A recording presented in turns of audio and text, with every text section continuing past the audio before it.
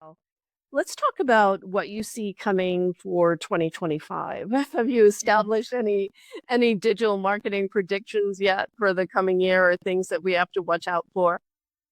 You know, I I say watch out for trying so hard to do it on your own. I think we've spent the last few years really embracing hiring other people to do tasks that make sense, right?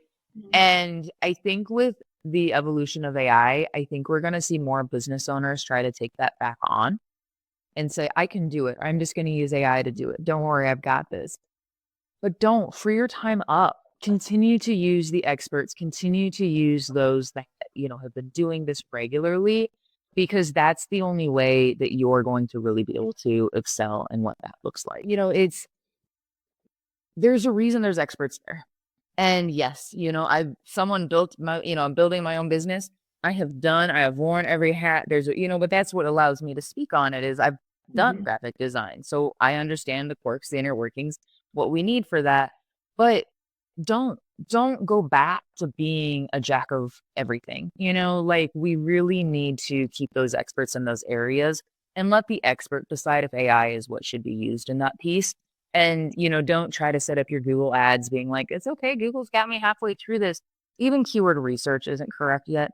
And so, no, like that's kind of where I say is I think that we're going to start seeing, especially as we hear phone calls of like, I've got this, or, oh, maybe it's a little higher than we were wanting to spend for such and such, which is the normal rate. It's, not high, it's Mhm. great. But they just are always trying to find that shortcut in the marketing. And then they're Mhm. frustrated that it's not working. And so use your tools and resources and the experts that are, doing it daily and let them decide if AI is fully ready yet.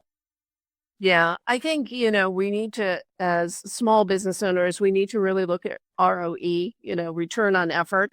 If I, if I do this myself without the expertise and I'm kind of doing a half-assed job of it, and not getting the return that I would get, it's almost like if I had $10,000 to invest in a solution and then get 10x that investment, that would be a much better path than avoiding spending the 10 grand up front and not getting any of the benefit down the road. So I think we need to really look at digital marketing as an investment because it's how people discover you. It's how people make decisions to buy from you. Mm. And it is so foundational and so critical. And AI is never going to replace thought leadership. Right. I mean, by its very definition. And I think those people that embrace that truth and really work on how they're standing out in a crowded market, an increasingly crowded market. It's just getting noisy. I don't care how many social channels come up. Everyone's like now talking about this new one. I don't even remember the name of it. Blue something, The blue sky.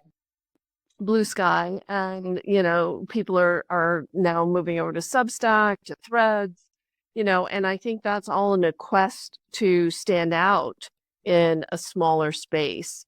And so thought leadership isn't dead. And I think those who embrace that fact will enjoy more success in 2025. It sounds like you believe the same thing.